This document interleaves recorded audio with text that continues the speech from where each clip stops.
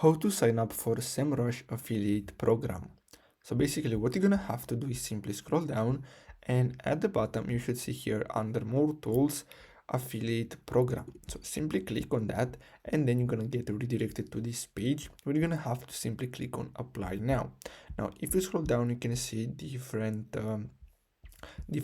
benefits, and here you can see the commissions based on your sales. So as you can see, if you're getting 0 to 4 sales, you're gonna have $200 commission, and for if you're increasing the sales, you're gonna get more and more money.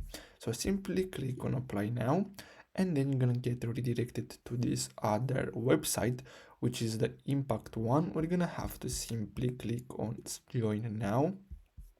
So let's see, as you can see here, you can see, so I'm gonna have to load this app again, but you're gonna see another type of page. This is broken, as you can see here, but you're gonna see this contract here. So simply click on sign up, and then here you can read the contract. As you can see, for trial you're gonna get $10, and as you can see, for first purchase you're gonna get $200.